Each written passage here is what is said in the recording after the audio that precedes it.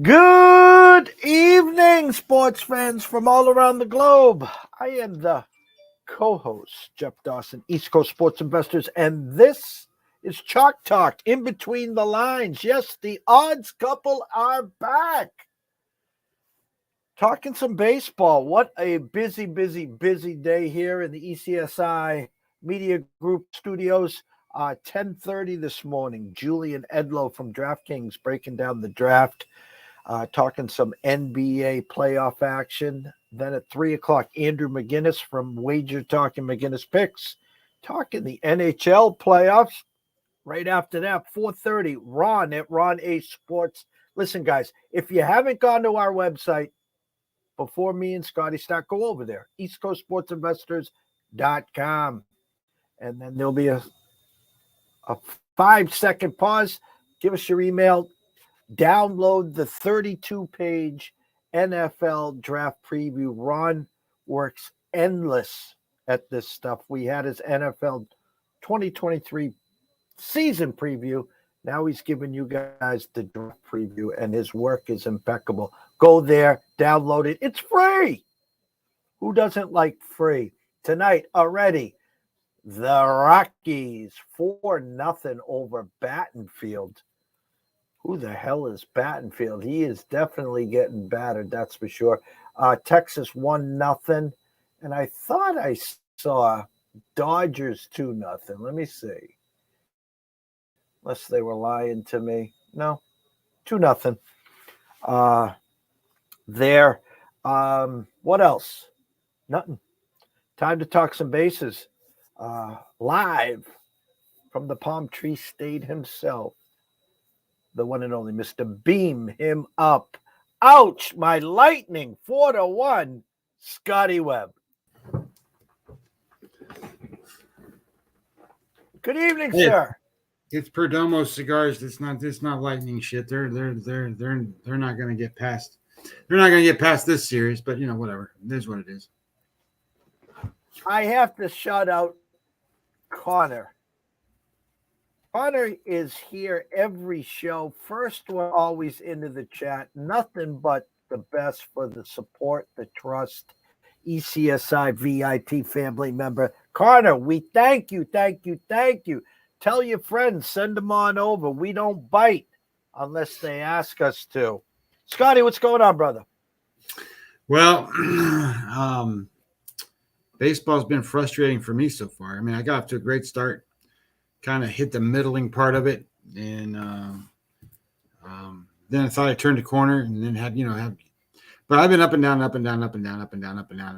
and I'm having death by winning one, losing two, winning two, losing three. Just losing one every night. So,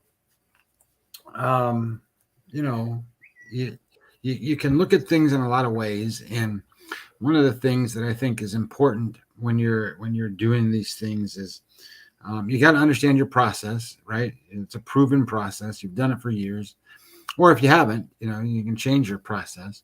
But the reality of it is trust in what you do, trust in your numbers, trust in where you're at, and things happen. It's like, what are you going to do? Yesterday I'm on the Texas Rangers, right? And the Texas Rangers 5-1, blowing them out. And then all of a sudden it's 5-4. Then it's 6-4 Texas. I'm like, okay, this is no problem. And then they put in the bullpen and they start walking guys, and they walked in 2 runs. Jeff made it 6-6, and then they lose, in 7-6. Well, that's not necessarily a bad handicap. I mean, that's just bad luck. I'm on the Boston Red Sox yesterday. Good, ahead 4-0. Well, then it becomes 5-4, and nobody scores the rest of the game. Well, I'm not saying that it was a great handicap to lose the game, but when you're ahead one game, you're ahead 4-0, and the other game you're ahead 5-1, you're not expecting to lose both of those games. So it is what it is, and I'm just glad to get him out of the way early. Maybe you get him out of the way early, and all of a sudden, tomorrow, tonight, whatever, turns around, and then you got 30 in a row, where you're at, you're 20, you're 23-3 or something like the Rays, or 20-3 or whatever the hell they are. So you can do that. I mean, that happens, and there's no crying over things that happen in baseball, and you just keep moving forward and play what you think is right, do what you think is right, and stick to your guns. I don't like Pittsburgh tonight, but I'm not going to bet against the streak. They got 7-game winning streak going. I'm not going to bet against that. So you have your reasons and why you do certain things, and then that kind of limits your action and does whatever. I had to really work hard today to figure this stuff out. You're preaching to the choir, my brother. We have been on a run that like there's no tomorrow. We've been fortunate. We've been gifted. We've been blessed the last 22 weeks with just 2 losing weeks, 17 envelope Mondays. But I will talk about baseball and the frustrations in baseball, where we went on a 9-game stretch that we didn't get one base hit with the bases loaded. Now, when you're doing team totals, especially, and you're not getting hits with the bases loaded, forget about it. Last night, Cardinals team total over. It looks bad, 4-0. Well, the people that didn't watch the game, you got a guy on third with 1 out. He didn't score. You got the bases loaded with the heart of the order. You don't score. Well, as you well, not all. Right side, wrong result, and especially in baseball, it's a bad bounce. It's an error. I last night was watching. I have Chris Sale on our high stakes fantasy baseball league that we're in ass last, but that's for another show. Chris Sale on the mound, 4-0 lead, and then next thing you know, 9 straight guys get up, 9 straight get on, down the line, double, off the wall, ground rule double. I mean, it's comedy. But in baseball especially, it can get frustrating, as you talked about. You get out to the hot start, and that's what we want to keep up. But in like a baseball season, you start hot, and then you go 2-8, you're back to 500. Now you're scratching your head and saying, okay, trust the process. And that's what you're doing. That's what we do. We trust the process. And I talk about that spaghetti strainer every day to these guys. Hey, guys, I got games on the desk. Well, they always seem to win. No. They lose just as much as they win. Trust me. And so you just keep grinding. You keep grinding. Like today, I didn't give out the Cardinals team total. I guarantee everyone watching and listening, the damn Cardinals score 5 tonight. I guarantee, and it'll probably be by the 5th inning too. There, that's my bet. Well, I didn't want to start it off by saying, hey, I'm the greatest guy in the world and all that stuff, because, you're going to lose in this business. Mm-hmm. And it doesn't hurt to say that you're going to lose. Obviously it doesn't feel good. The people who are following your plays or following your wagers don't like it when you lose, because you're expected to win. You're expected to win every game. Now, having said all those things, I've been around the block a little bit. I'm gray, well, I even matched my shirt today. Look at me go. And the reality of it is, it's just, a blip in the day.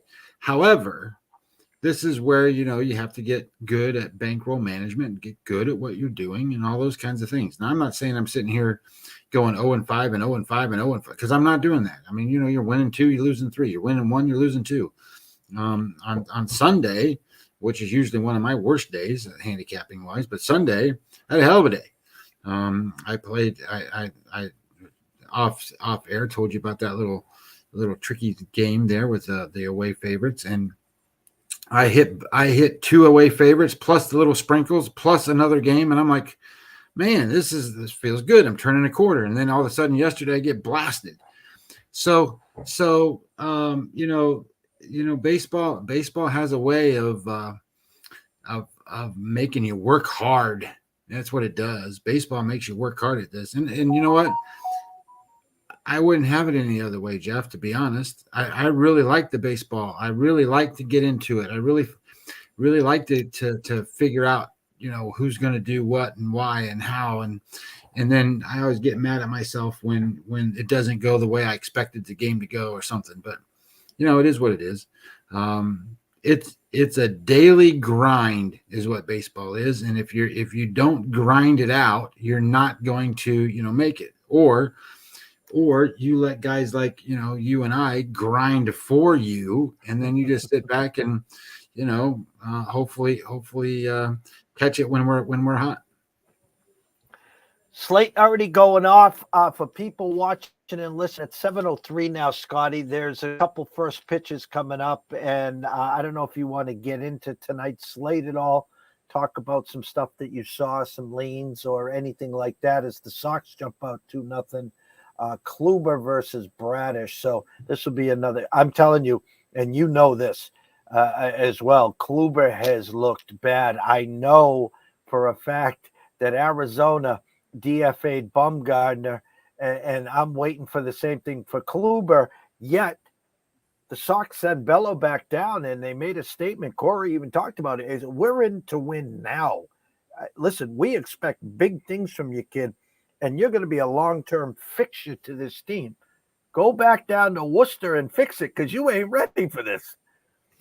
Well, I mean, we're not there every day, and I think that's a big fallacy that a lot of people get tied up into is that they think they know what's right for their team, and they're not there every day. They don't know those guys. They don't know the grand big picture either, because there's those guys get paid a lot of money to run these baseball teams, whether you like the way they do it or not. That's different. It's just a matter of what your choice. But they all have a plan, and sometimes it doesn't seem like they do, but they really do. They have a plan at the major league level. They have a plan at the AAA level, and then they have a plan below that. And they know who's going to be the guys that come up and help them. And some guys get rushed along, and some guys don't. And they've found that not rushing these guys is important. Now, in terms of tonight's slate, we can talk about the games. There's no worries there. What do we got? We got games. We got the White Sox game getting ready to tee off, right? So let's do this. I like those words that just said tee off, because the ECSI VIPs know who's going to tee off, hopefully tonight, but be interested to see what you think. Well, I don't really like either. I don't like the White Sox. I think the White Sox are a bad team, and I do like the Blue Jays because I think the Blue Jays are going to win the East. Although I got to backtrack because, one of the things you got to realize is that the Rays are 17 games over 500. So if they play 500 the rest of the way, they're still 17 games over 500 at the end. So they're a 90-some win team already, and they're in. I know Glasnow's not even back up. Yeah, he's pitching off a mound now, so he's coming. But so whatever. But I think Toronto is going to be right up there. So as I say all these things, getting into that game because I know it's getting ready to go. I would. So here's where my dilemmas were, Jeff. I like Toronto. I think you should bet Toronto, but how do you bet them? They're minus 200 on the board. I am not paying 200 on Barrios. So I don't mind if you change that. And I didn't bet it this way, but I don't mind if you change it to where you're looking at first 5 minus a half run on Barrios, because Clevenger, I just don't like Clevenger that well. He doesn't have the same stuff as everybody else does. So Barrios looks pretty good. He's got a FIP number of 268. His xFIP number is I think it's 364. His xFIP, or that's his Sierra number is 364. He's 2 runs better, Jeff, on those things. Hey TJ, how you doing, brother? And when you're that much better than the other pitcher, it's one of those scenarios where I think that you got to be careful a little bit. Toronto's just coming off that series with the Yankees. They beat the White Sox yesterday. The White Sox seem to be a team that's kind of in their doldrums. They can't hit. one of the things I look at is bad offenses, and the White Sox are 29th out of 30 teams in weighted runs created plus. That's not very good when you're 30 teams and you're 29th.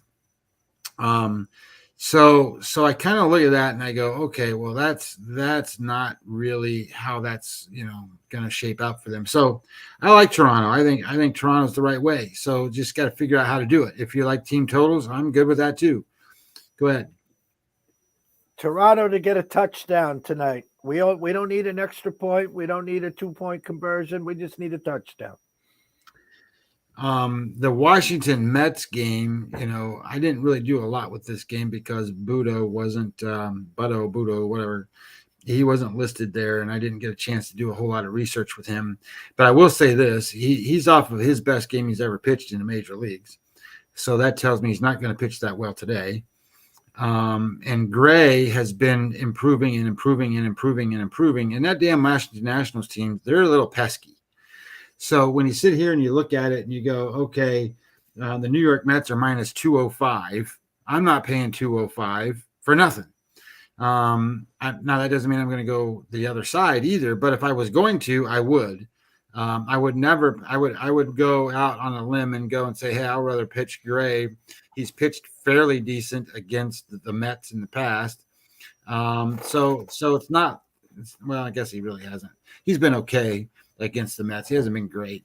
So I think, that's a pesky team, but not necessarily a threat, but Budo's not that good. I thought I heard this weekend, maybe after Gray's last start, I think he is, when it comes to him starting, the least run starting pitcher in the majors, they said right now. I guess they haven't scored for him yet, or they don't score for him. How's that sound? Well, his numbers aren't as terrible as some of these guys. I mean, so far for the season, he's made 4 starts. His last 3 starts have been pretty good. He's got a game score average of 57 over his last 3 starts. That's pretty good. For the season, it's a 48. So he got bombed his first game is what happened. But his metrics aren't, he's not like an ace. But they got that kid from San Diego, from the Padres, that whatever the hell the kid's name is. That guy is going to be their ace. What is his name? I can look it up. But that guy's going to be the guy that's going to drive that ship. They got this kid from the Dodgers in one of those deals. Yeah. For Turner or somebody or whatever it was.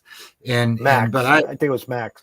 Max was one of them. But this kid's going to be good. He when he was with the Dodgers, you looked at him, he throws 100 miles an hour, and he doesn't throw that hard anymore. He's young, but he's already pitched a lot. So, I think that's a pesky Nationals team. I don't think they got great players anywhere. I think they go out and try to win. This Miami-Atlanta matchup is another one of those where you go, okay, well, the Miami's outmatched. They were outmatched yesterday. Strider's one of the best pitchers in the world. And Strider. He showed it again. He's really good, and Morton's not. So Morton's one of these guys that is on the backside, but he's not like Kluber yet. He's not like Bumgarner yet. He hasn't lost it. He still throws 95 miles an hour. He just doesn't get as many outs as he used to get. So Miami has a better chance tonight, but I don't think I want to go support that number either. And the kid that's pitching for Miami, Hoeing, I think his name is Hoeing. That kid, he pitched a little bit last season for Miami when they called him up. Not many games, but a couple, like 4 or 5 starts. This season in AAA, he's thrown 17 innings, only give up 15 hits with an earned run average of 2.08, and he's got 20 strikeouts. That's not terrible in AAA. So that doesn't mean it carries over, but it does mean that he's not some fill-in guy that's going to come in there and get bombed. So I expect Miami to have a little better bounce back tonight, and I don't want to play that game on that minus big number either. The next one is the San Diego Padres and the Cubs, and this one's interesting to me because I think the Cubs are so overrated, right? I just think they're overrated, and I've said that the whole time. But now, having said that, the line I think opened at last night. It was Chicago minus 110. When I looked at it earlier, it's Chicago minus 109. I have San Diego at minus 107. So really, it's about the same thing. 110. It's kind of the same number. But Blake Snell is just so how do I say this right? Blake Snell has all the stuff. He just hasn't got the head to put it all together. He can't focus, can't concentrate. He needs some of them pills that you put in your body that makes you think straight. He needs some of those because he loses it, man. That guy, he loses focus. He does whatever he does, and for some reason he just can't get it. But this guy Justin Steele that pitches for Chicago, the way people talk about him, you'd think that he's one of the best pitchers in baseball. He's not. So everybody that sits there and thinks he's great, he's not great. He's good. He's not great. He's better than average. I'm going to give everybody that, but he's not the best pitcher in baseball. He's not one of these things that go, "Hey Russell, how you doing?" What does it say? I've got to go get some coals going for the grill. Please refrain from giving away any gems until I get back. Okay. So when you're looking at Justin Steele, one of the things, he's got average stuff. He doesn't have the like Snell has better stuff, but he's got bad location. He's got better pitching mixes of pitches and things like that. So that's where some of these guys come into play. And I'm not saying that San Diego on the list of bad offenses isn't at the total bottom, which was surprising when I started to look at it. And they're also not at the total list of the total bad with runs scored list. So you sit there and go, okay, well, they're starting to pick it up a little bit. They beat Arizona, and everybody likes Arizona, and San Diego's not even playing yet. When San Diego gets going, they're going to be one of those teams that you go, oh my God, here's San Diego. But they're not there yet, and that could happen at any time for that team. And I'm not saying it's going to happen tonight. But I do like Snell. I do like San Diego tonight. I would take a flyer there if you like that. If you like that one, the Yankees and the Twins right now is a great time to be betting against the Yankees. If you want to bet against the Yankees, Cortez. If Cortez and Cole aren't pitching, the Yankees aren't going to win. The Yankees are one of the teams that show up in the bad offensive list. They also show up in the bad runs list. Go ahead. I was going to say a couple things, and I lost my train of thought. If you look at Joe Ryan this year, because I know we had him twice. We had him first 5 on one game and a team total on the other. This guy is getting like double-digit run support. I don't have the numbers in front of me, but they're scoring 7, 8, 9. When he pitched in New York, and when you face a team a second time, you usually don't pitch as well. They scored 9 for him in the first inning. The last time he pitched against the Yankees. Well, I don't like Cortez on the road as much as I like him at home. He's like 24-4 at home or some stupid number. It's like a ridiculously high number at home, and he's ridiculously bad on the road. So I'm going to stay away from it. But if I was going to go somewhere, maybe I would look at under or something like that. I think Joe Ryan's going to pitch okay because the Yankees offense is a shell of what it can be, and they're not hitting. And if, like I said all season long, if Judge doesn't be all-star Judge, all-pro Judge, all-world Judge, all MVP Judge, they're not going to win games, except for when bad pitchers are out there. And Joe Ryan's not a bad pitcher. So I'm going to stay off of that one. Detroit and Milwaukee, all these games are, when is Eric Lauer going to be a minus 170? I mean, come on. I get it. Minus 170 is because you're playing at home, you're a good team, and you're playing against the Tigers. But you really want to lay minus 170 with Eric Lauer? I don't. So you got to try to figure out how to get into these games. And if you like that one, you can play first 5 minus a half run at minus 108. So what does that tell you? That tells me that some of these numbers. I'm going to get to that at the end of this in a second, but some of these numbers are inflated for a lot of reasons, and we'll talk about that in a minute. But that kid, that hard throwing kid for Oakland's going to pitch today. Miller's going to go out there. He throws 100 and whatever he throws, 104, 103, 102, whatever it is. He threw 15 or 20 pitches over 100 miles an hour his first time out. But he's going to face the Angels lineup tonight. And that Angels team is something else. They can score a lot of runs, but holy cap, they can't pitch. Canning's going to be on the mound. But then again, here you go. They're minus 170 against Oakland. And they should beat Oakland, but everybody beats Oakland. So, but the Angels didn't. They got beat last night. They were behind 7-0 and came back and took the lead on that game and still lost. That's crazy. So then you got this game with Arizona and the Kansas City Royals, and the Kansas City Royals are just hapless. They're a bad team. But I'm not sold on this Diamondbacks team. I'm really not sold on this pitcher that's pitching tonight for Arizona, Nelson. He's one of their kids that they like. And if Singer can actually put some stuff together, they're the right side. Now, I'm not going to go bet them because they haven't shown that they're the right side. They haven't shown very competitive. They got beat 5-4 yesterday. So that's a little bit competitive. They can't win at home. I think they've won 3 games and 3-12 at home or some stupid number like that. So they've been getting beat all over the place. So, and the numbers reflect it. I mean, minus 150 for Arizona. And that's because Singer's on the mound. So, it is what it is. And then you got the San Francisco Giants against St. Louis, and nobody likes Woodford for St. Louis. I mean, nobody likes that guy. Well, one of the reasons why nobody likes him, if I can switch to my other menu here, get over here, computer, there we go.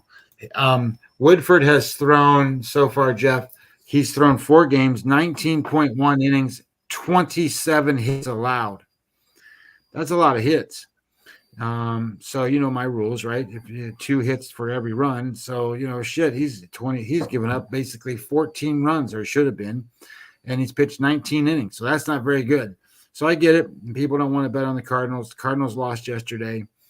But they're, San Francisco is going to be a bullpen game today. I think Breba is going to pitch unless he's going to be an opener for somebody. So I'm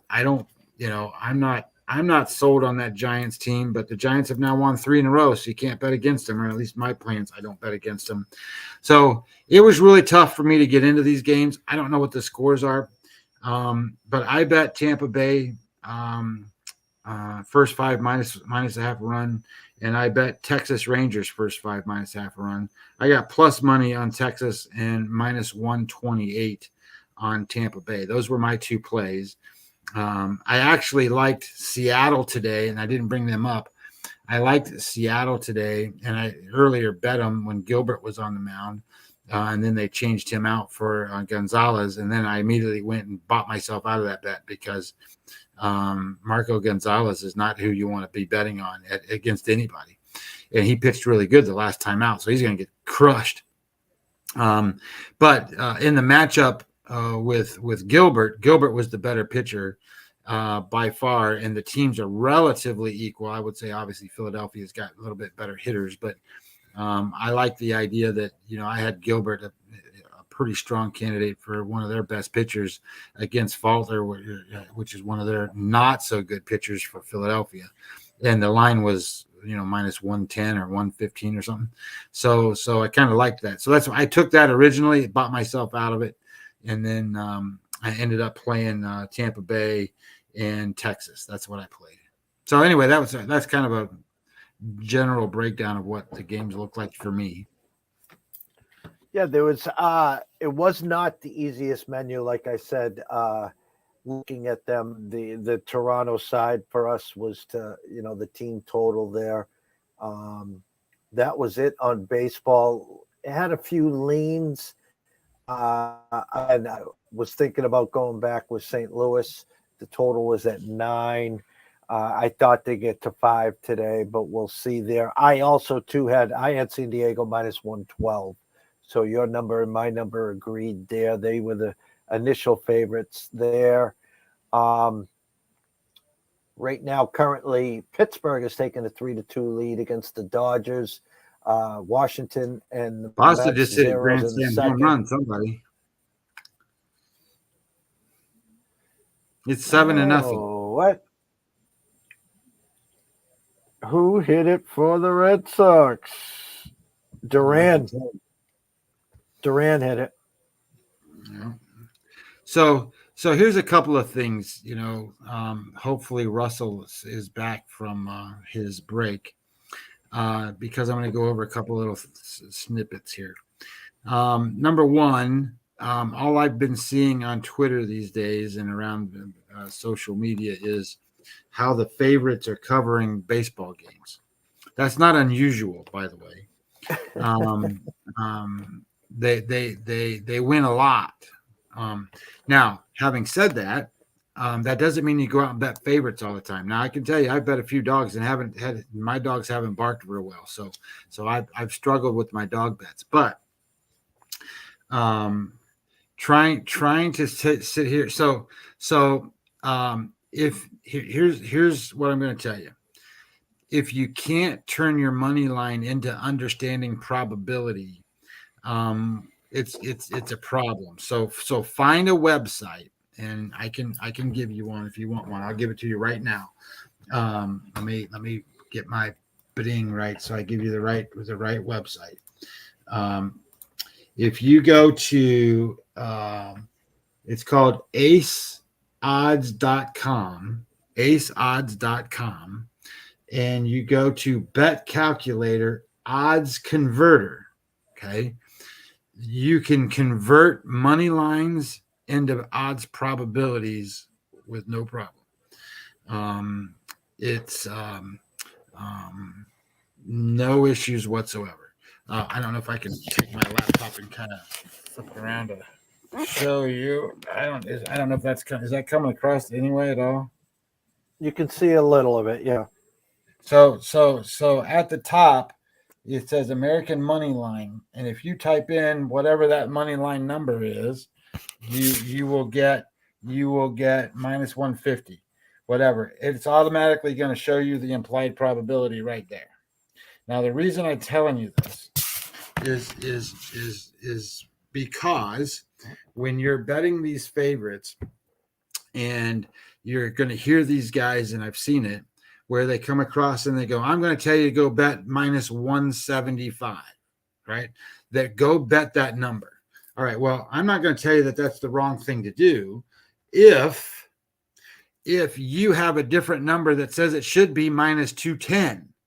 So if you have a number that says it's minus 210 and you can pay minus 175, then albeit go get 175 because that's good value. So the implied probability on minus 175 is 63.6%. So what that means is that 63.6% of the time, minus 175 is going to win. So if you make 100 bets, you need to win 64 of those 100 bets to make even money. So if you want to make better than that in terms of your money, you got to win better than 64% of those bets. So when these guys are throwing those numbers out there, think about what they also throw out there, which is, well, this covers 60% of the time. Okay, well, if it covers 60% of the time and you need to win 64 or more percent of those bets, betting that number over and over and over and over and over. Now, that doesn't mean that the spot that they're in and the spot that they're telling you doesn't win. What I'm trying to tell you is that make sure you understand what you are betting, because the truth of the matter is you can follow certain people blindly because they're on TV or they're on a podcast or they're on the radio or whatever, and you feel like, okay, well, these guys really know what they're talking about. That's not exactly true. They think they know sometimes what they're talking about, and they do a little bit of research and start throwing numbers around. And sometimes when you see what the numbers they throw around, you sit there and you go, oh, I know what you are. You're one of those guys that throws numbers around. You really don't know what you're doing. So just be careful, I think the best way to say it, in betting these big favorites. Now, I'm not opposed to it. For years and years, I was really opposed to it. I put a cap limit on it. I wasn't going to bet over 150, and I wasn't going to do this, and I wasn't going to do that. Well, what I'm going to tell you next is that if you do that at some point this year, you're not going to make any bets. You won't make any bets. Major League Baseball teams are so divergent in where their directions that they're going that you're going to have a lot of haves and a lot of have-nots, and those gaps are going to be so big that those numbers are going to be that way. They're going to be minus 150. They're going to be minus whatever they are, and you're going to have to get used to that as being a number that you're going to have to play. You're not going to be able to sit here and change that number to a comfort zone in every single situation. So what I mean by that is you're not going to play them on the run line, so you're not going to go and say, okay, well, I got a minus 1.5, minus 120 instead of, minus 160 or whatever the number was. You're not going to do that, especially if it's a home team and you got two really good pitchers pitching or something, or whatever your scenario is that made it to be minus 160.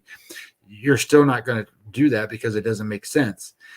You could turn them into first fives and take your shot that way. But that you got to handicap the first five. So, when I do a game, I have a predicted score that comes out that's based off of what their performance has been, not necessarily predictive things, but what their performance has been for the season.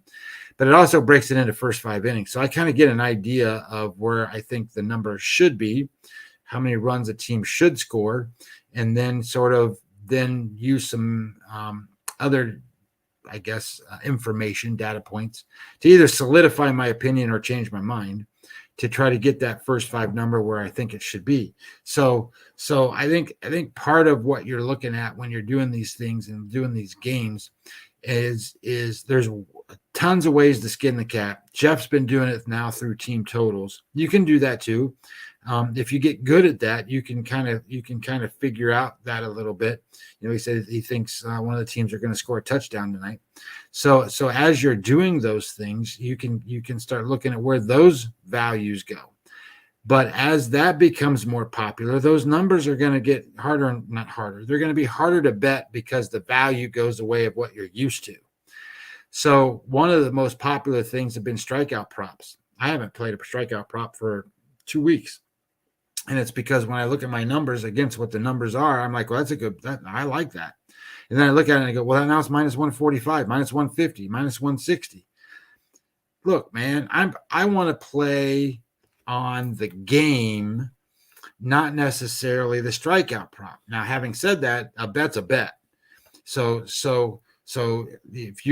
but I'm wagering the game using the strikeout prop bet as just a fun thing to do. I put half a units on those, full units on games. And if I'm playing strikeout props, I want to get some value from my strikeout prop. I got an algorithm that I write that gives me numbers, and I use those numbers against those, and it's pretty good. Now, having said that it's pretty good, the problem is that when you start to compare it where you get your value, there's not enough value there, right? So baseball betting is a lot about value and where you get your percentages to that. And when I do it, I'm going to have my own number, my own line, and then with that number, I can compare it to what the sports book has, and I can come up with a EV situation, right? So everybody wants to bet on where you have positive value expected, right? Expected value positive bets. And I can tell you what the percentages are. Other guys that are in this business are going to do that through line shopping, meaning that they're going to go and say, okay, well, this book has it at minus 140. This book has it at minus 145.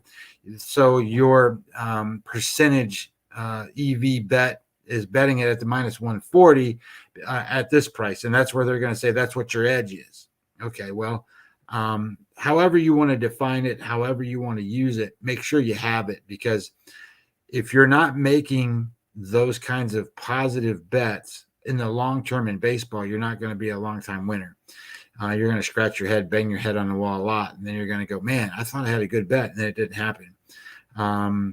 Anyway, so food for thought on some of those things. That's just in general conversation around the numbers and around kind of what the expectations should feel like as you go forward.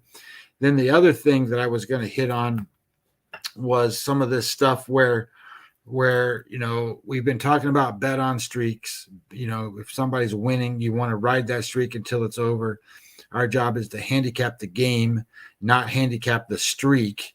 We're not predicting when the streak is going to lose. We just want to ride it out and let it keep winning.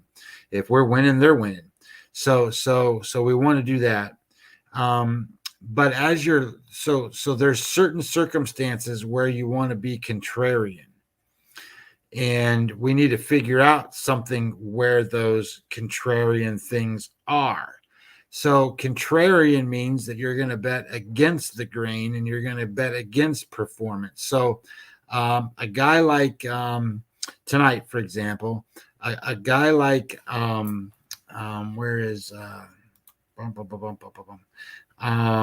let's go with Steele, for example. He's pitching tonight. So Steele has not had a bad game this season. He's got all game scores in the 60s. 60s are what aces throw. So he's had great games. So as that happens, he's going to hit a spot. And then you got to be real careful. That spot could be right now tonight. Most guys are going to have that outlier game. When they have the outlier game, that's your clue. It's your clue to jump on it the next time out. So if somebody has an outlier game that's really bad, guess what's going to happen? They're going to have a good game the next time just because of mathematics and numbers. If you want to have an average, you have a really outlier high, an outlier low, and then there's a number in the middle. Well, if he's got the high number, then he only has one way to go. He's going to go low, unless it's one of those aces like a Garrett Cole or somebody like that just goes out and throws great games. The consistency is there. Not every pitcher can do that. So there's only a handful of those guys. But this guy Steele tonight is not one of those guys that's going to go out there and throw 7, 8, 9, 10 games in a row where he's just great. Tonight might be one of those setback nights, and that's why you want to jump on certain things where you're looking at contrarian behavior. Other things to be contrarian about are things like BABIP.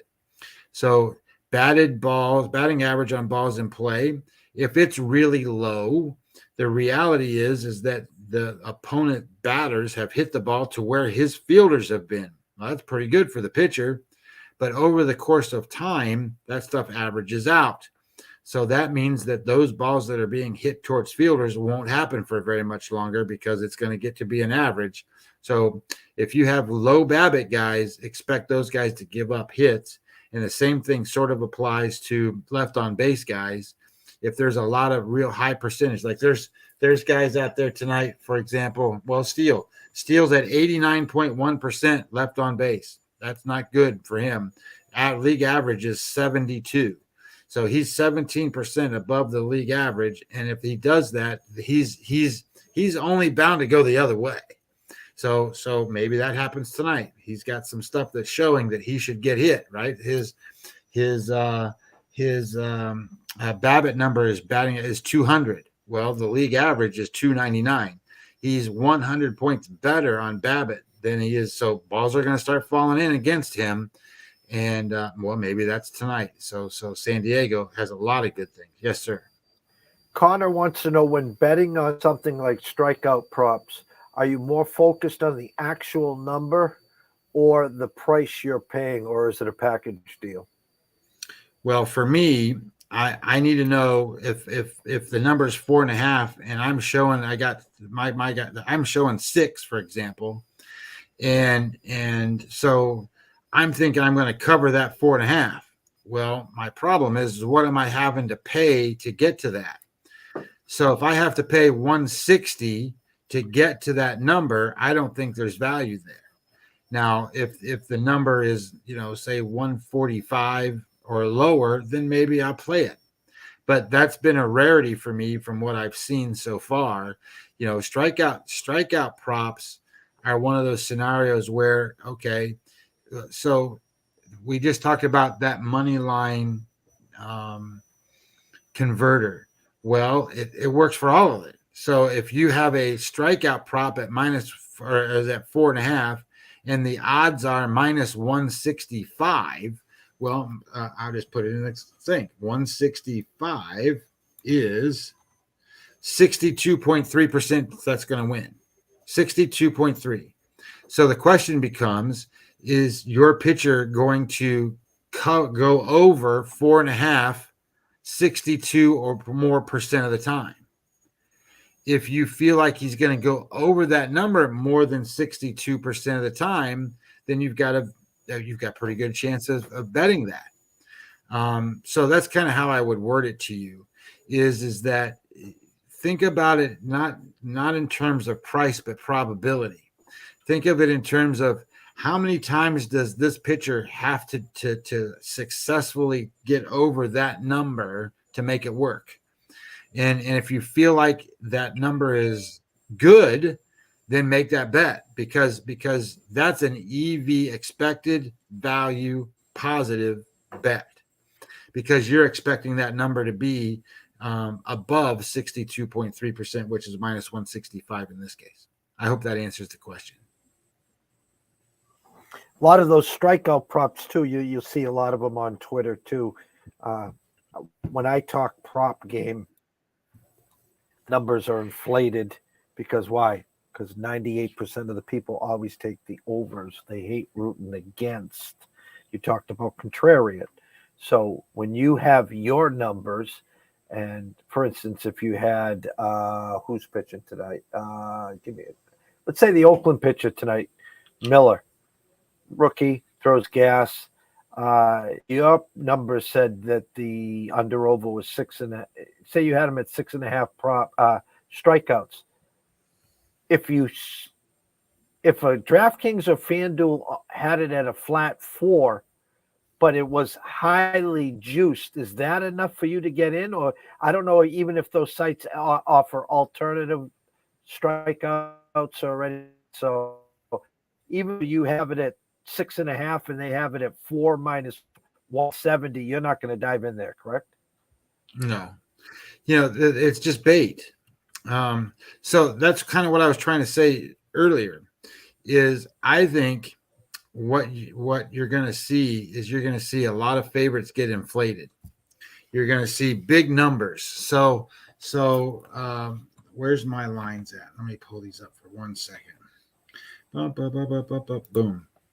So, for example, the Tampa Bay Rays today got juiced up to minus 175, 171, 170, something like that. It opened at minus 160 last night. My number is minus 134. So when you think about how many wins are the Rays going to have and how many wins are the Astros going to have, they're going to be pretty damn even. At the end of the year, they're going to be within, 5-6 games of each other.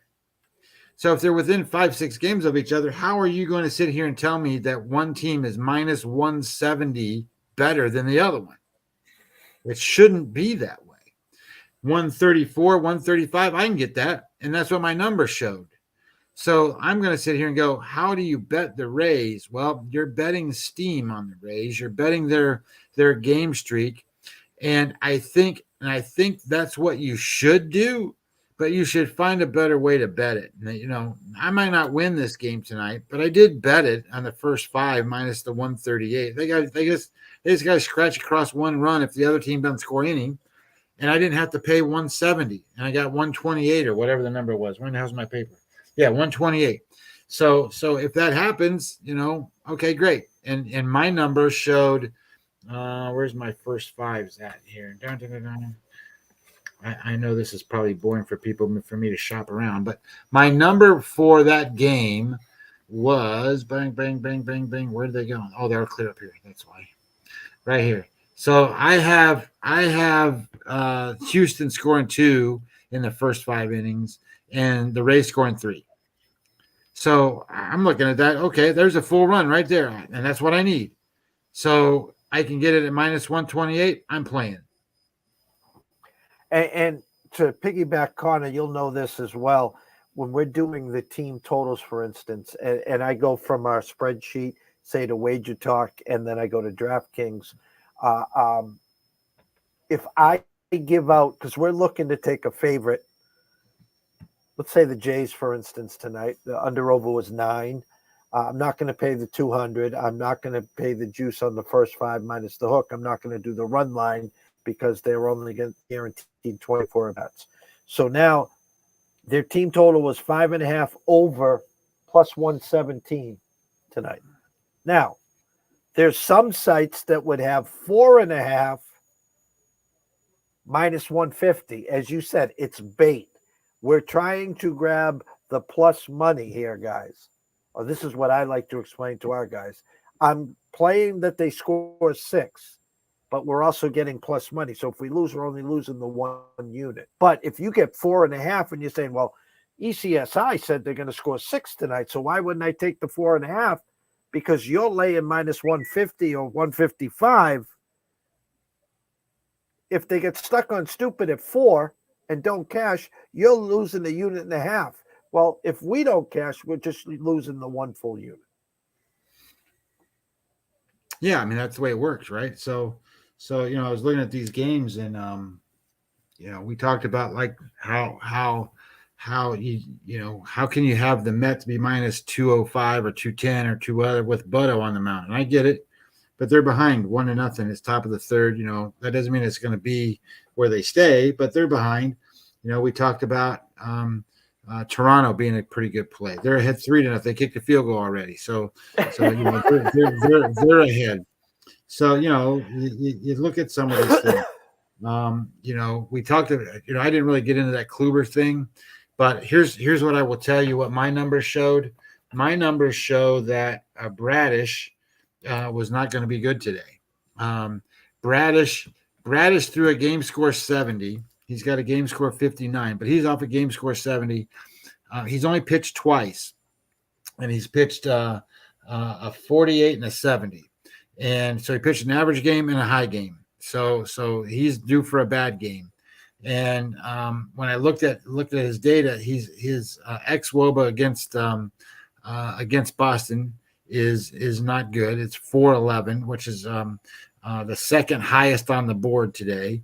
And then when you break it, when you send it across and look at kind of where he's at, he doesn't have the best of stuff. Now Kluber obviously doesn't either, but Kluber pitched a game score 25. He pitched a game score 47, a game score 55. Those are much better numbers than what Bumgarner's thrown out there. Much better than what the other guy's thrown out there. So it's one of those spots where, okay, Kluber can get through it a little bit.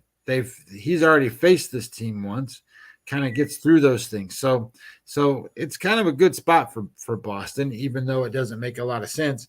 The other part of this is Baltimore, and the only reason I didn't bet Boston today, Jeff, is Baltimore is on the they're on the bad offense and bad runs. They've only scored 19 runs in the last 7 days. 19 runs. That's not very good. And the only reason I didn't bet against them is because they won 7 straight games. So I did double dip. That was another thing I wanted to say. Don't be afraid to go back. I played the Texas Rangers yesterday, got burned, but I went back and played them again today. And right now they're ahead 5-0, and I played them first 5 as an underdog. I shouldn't say as an underdog. I got plus money at minus the half a run. So that's looking pretty good. The Rays game, neither one of these teams are going to score, so I'm probably not going to end up winning that one. But anyway, the point being is that I think that's kind of what you're looking at with these things is baseball is a much different handicap. It's a much different way to think things through. Certain things are contrarian thoughts. Other things are ride the wave until it lands you up on the beach. And I think with baseball, as Connor was just suggesting too, and Scotty and myself, is it's the one sport you really got to do your work, meaning you can't just go work 8 to 5, 9 to 4, whatever, come home, go pick up your favorite website or whoever you follow, and or go on social media. You're part of a big chain and a big group, and just follow the crowd, because it doesn't end well. You really got to do the work. And yeah, Pedro Martinez versus Jeff Dawson. Pedro Martinez minus 500. Yeah, I get it. They're going to win, but big favorites do go down. So the fact is, if you're betting these favorites, the minus 150s, the minus 160s, the minus 170s, and so on and so forth, they add up at the end of the week, at the end of the month, at the end of a 6-month season. So when we're saying we're trying to extract plus money, or how do we get into a game? I think Scotty started that conversation that way. How do we get into that game? And that's what we do here. Again, I keep going back to Toronto, but they were minus 200 today. The under over was 9. And the thought process was, well, how can I get into that game? Well, Clevenger's numbers aren't that great. I can get plus money. Yeah, they got to score 6. They got to score 6. There's no guarantee they're scoring 6. Trust me, even though they got 3 after 2. But the fact of the matter is, if the Jays score 3, 4, or 5, guess what? We lose. We lose, but we only lose to 1 unit. What happens if the Jays lost today 4-3? Well, if you took the Jays run line, or if you took the Jays minus the 200, you're losing 2 units. You're losing a lot more than just that 1 unit. Shout out to Mr. PB as well. So very, very informative, sir. Hats off. Well, you know how it is, Jeff. So let me just preface this by saying, if you watch this show today and then you come back on here and watch this show in a month, I might be talking a whole different other strategy. Baseball changes mid-season, guys. You look at lots of different things and you try to figure out a lot of different ways, and you have to get in the game. And if you're going to get in the game, you got to have some understandings and some strategies around how to do that. So today's strategy might not be next week's strategy, or it might not be 2 week strategy from now. But as you go through it, you have to be adaptable. So the best way I can tell you to be adaptable is have a plethora of information in front of you, so that you have ability to pivot and move. If you're only looking at one side of things, you're not going to make it. So I'm going to be honest. I looked at these games and I thought, I'm not going to play today. I'm just not going to play. And then I'm like, you know what? I need to really dive into these first 5s. So that's what I did. And I found two ways to get into 2 games. Looks like one of them is going to be okay. And who knows about the second one? It's probably going to be a 0-0, but hopefully the Rays will scratch across 1. But if it's not, then it's a 1-1. It's a washout night, whatever. So, but the point being is you have to look at a lot of different things, and you have to use your head, and that's what's great about betting baseball. I'm not saying that you don't use your head about betting football, but a lot of times when you're betting football, you're looking at a lot of different things, and you're doing way more market analysis and who's betting and where the line moved and how much money was bet and all that stuff on football. You don't do that nearly as much in baseball, but you can. I mean, you can get involved in it that way. But Jeff will tell you there's ways to read the market in baseball. It's a lot harder than it is in football. 100%. Before we wrap up, Scotty, tell them where they can find all your work, your packages, and all that good stuff. Well, I have a website. If you go to mlbdaily-com, mlb-daily.com, there's a link there. You can click the link and you can sign up. It's $49 a month. And you get access to all my data, information, all the stuff that I'm showing you, talking to you about. So, for example, the implied probabilities, I have them for every single game, my line, all that stuff. It's all sitting there. It's called Webby odds. They're there. I put down all the pitcher breakdowns and all the different data points that I look at for those kinds of things. So as that stuff is there, that's just up to you, and you can use them however you want. That's why I put them out that way. But I don't want to just send them out on Twitter to everybody, because that's just a waste of time. I want people to be, if they want them, great. If they don't, then they don't have to get them. But anyway, that's what they are. I write a blog on there. Sometimes I run out of time because I'm handicapping and doing this and doing that. As soon as we hang up with this, I got to start doing tomorrow's game. So it is, it is what it is. Hey, Houston scored, for God's sakes. That is not good. But anyway, that's where you can find me.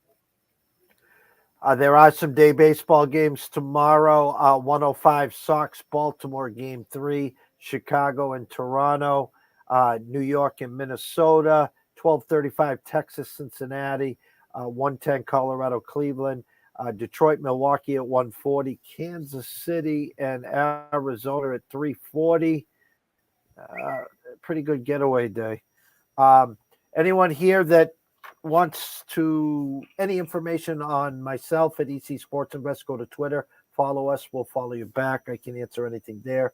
You can send us an email to eastcoastsportsinvestors@gmail.com. If you haven't been to our website, please go over there, eastcoastsportsinvestors.com. There's a free 32-page draft preview for Thursday, Friday, Saturday, done by Ron at Ace Sports. Check that out. It's free. Just download it. And anyone looking for VIP service on our part, the last 22 weeks, 2 losing weeks, 17 envelope Mondays and 3 pushes or washes for as little as $3 a day. That is a Vente coffee at Starbucks. If you go to Starbucks, Dunkin' Donuts, Cumbies, Tim Hortons or whatever, and you're spending $3 a day, you can spend it over here. So great stuff as always, Scott. Good luck. We'll catch up with you anyways by the end of this week. We'll be back on. If not, we'll be back on in the weekend. So everyone, thank you. Mr. PB, Connor, Russell. There was a bunch of you guys. TJ. Hey, yes, PB, didn't say hi. Hi, PB. How are you? Go Mets, go for TJ. Could be a good year between them and the Braves, I think. So for myself, Jeff Dawson at EC Sports Invest, the one and only Scotty Webb at Webby20MLB. We wish everyone a blessed evening. Have some fun. Enjoy all the action. And we'll see you bright and early or late tomorrow. See you soon.